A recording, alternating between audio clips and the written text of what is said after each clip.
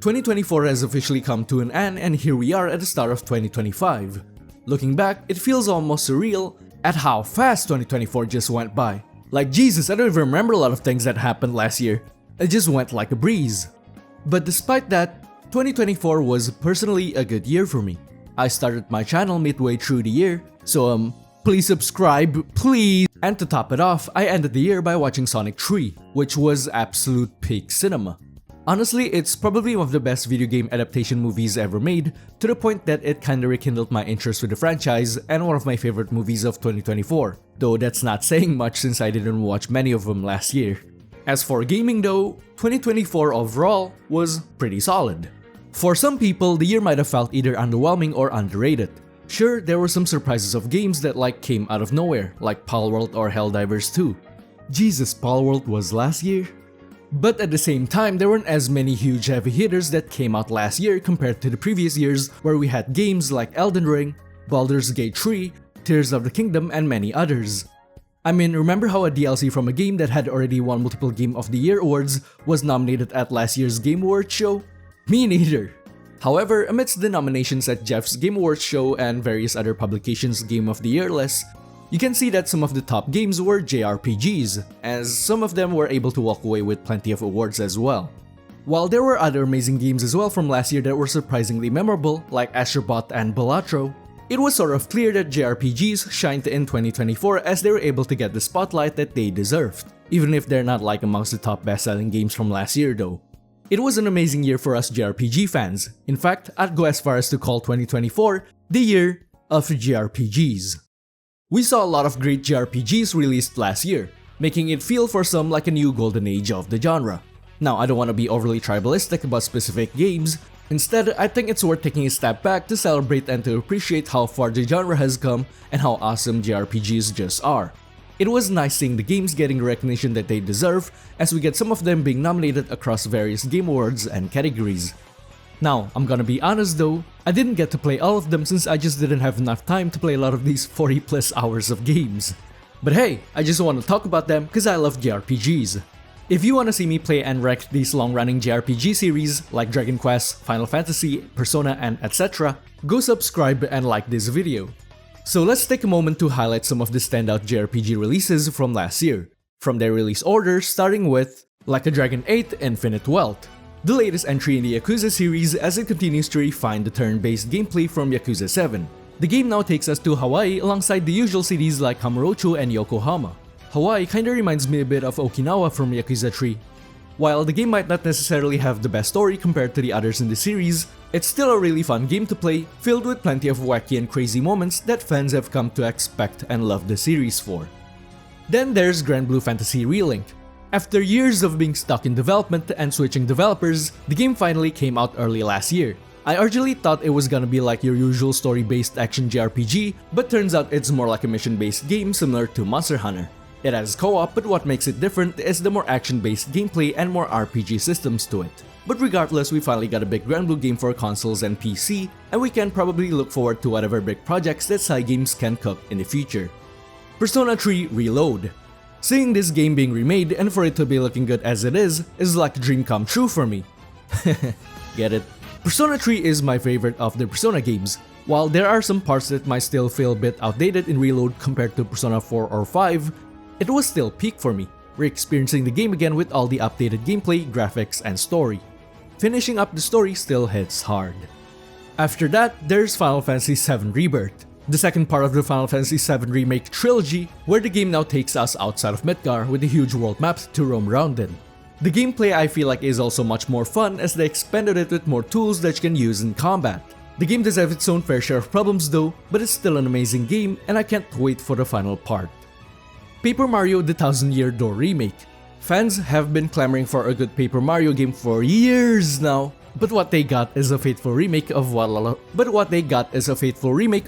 of people would say is the best Paper Mario game.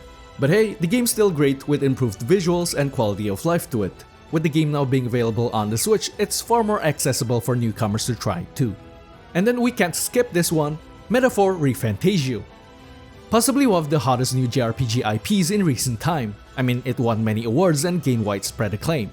It's kinda similar to Persona, but instead of the usual modern Japan and school setting, it takes place in a high fantasy world filled with mystery and intrigue.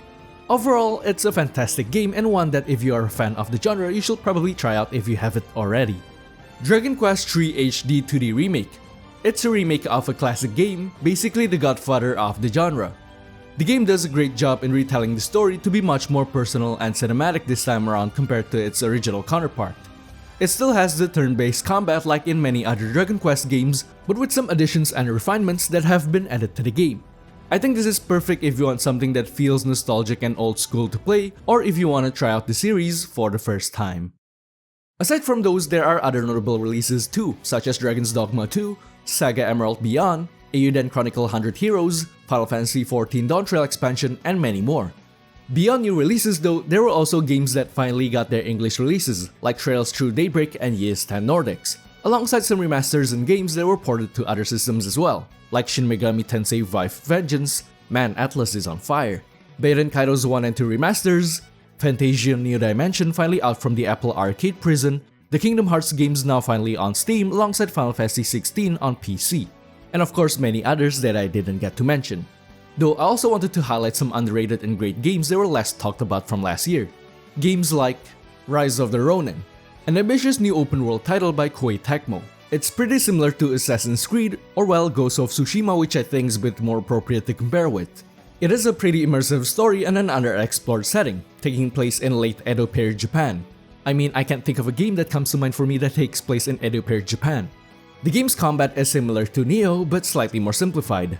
I like the vibe of the game and also why I'm looking forward to Project Century by Sega as well. And oh look, they just announced the PC port for this. The second game is Unicorn Overlord. It's made by Vanillaware and probably the best tactical RPG from last year. It has a rich narrative and lore, the art style looks beautiful and a pretty deep gameplay to boot. Though honestly I'm not the smartest to play these kinds of games, but it's really fun in learning to manage and balance out your units and resources. And as usual with Vanillaware, they still won't port any of their games to PC. Like, come on man! The third game is Visions of Mana.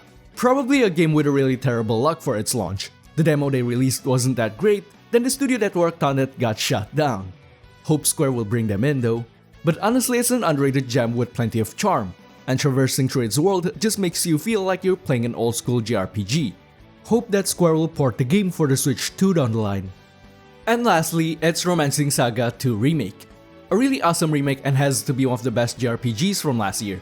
It has a unique way of storytelling and world building, as we can shape and evolve our kingdom through generations of characters based on the choices and decisions that we make, as they matter in this game. It's actually really engaging to play, might not have the best graphics though, but I think more people should know and try the game out. Now, they might not be major headlines for a lot of people, but they were still amazing nonetheless, and it just shows how 2024 was a really remarkable year for JRPG fans. We ate a lot last year. Which then begs the question of, well, after all the heavy hitters that we got last year, what can we expect and look forward to for this year and the next? We're still getting a lot of games for this year too. I mean, we got a huge banger coming in just a few more weeks, with that being Monster Hunter Wilds. God Lord have mercy, that game's just going to consume our lives. But that's not all. There's a solid lineup of new titles, remasters, and remakes that we are getting, with a few pleasant surprises thrown in. Like Trails in the Sky Remake, I mean, nobody saw that coming. Alongside Trails Through Daybreak 2, there's also the new Atelier game, Atelier Yumiya, the Suikoden remasters, which I'm looking forward to, Tales of Graces F Remastered, Xenoblade Chronicles X for the Switch finally, the Lunar Remastered Collection, Elden Ring Night Rain, Expedition 33, technically not a JRPG but plays like one, the new Pokemon Legends game, the Like a Dragon Pirate game, I don't know how they're able to churn out games this fast, Final Fantasy VII Rebirth for PC, and lastly, Dragon Quest 1 and 2 HD 2D remakes. Hold up, I need to take a breath. I might have missed some titles here because there are a lot of games, but this covers like most of the JRPGs that we know of that are coming this year.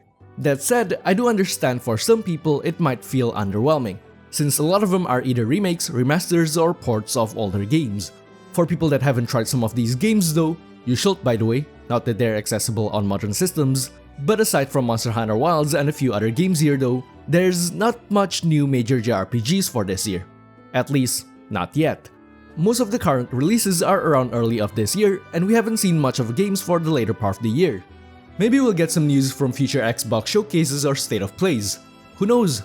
It might also be unlikely with the Switch 2 on the horizon as well, which I'll get into.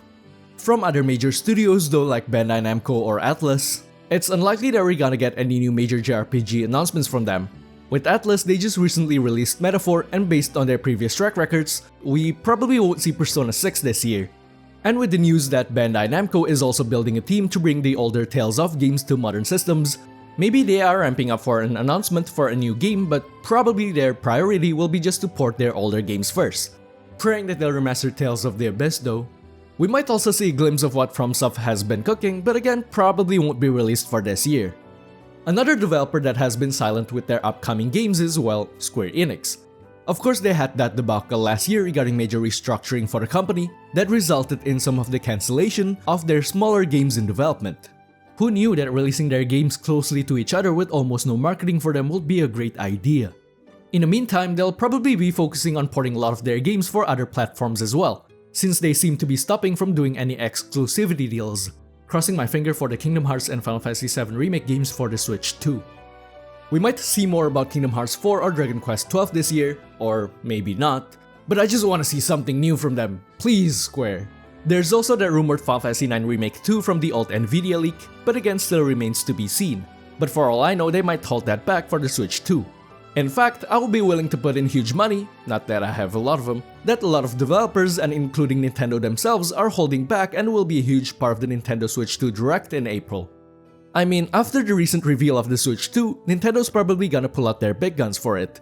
The Switch 2, no matter what, will be a huge upgrade over the Switch 1. And looking back at how extremely popular and big the Switch was in their games, especially in Japan, there's no reason to think that the Switch 2 wouldn't be more of the same. And it wouldn't be surprising if a lot of developers will prioritize that system and their demographics. Of course, after saying that, I'm also hoping that third-party games will also be released on PC as well. And then from Nintendo's side of things, we probably won't see anything new with the Xenoblade series, with X being remastered and ported to the Switch. But there's a chance that we might see the rumored Fire Emblem Genealogy remake, or just a new Fire Emblem game. So yeah, even though there's just a lot of what-ifs surrounding 2025 and the years after, we're still getting a lot of games, and probably even more after all the possible announcements that we could get from the Switch 2 Direct. And hey, maybe we'll have some glimpses of new games or surprises throughout the year, from events like the Summer Game Fest, TGS, and etc. But regardless, it's still an exciting time to be a JRPG fan even after all the major games that we got from last year.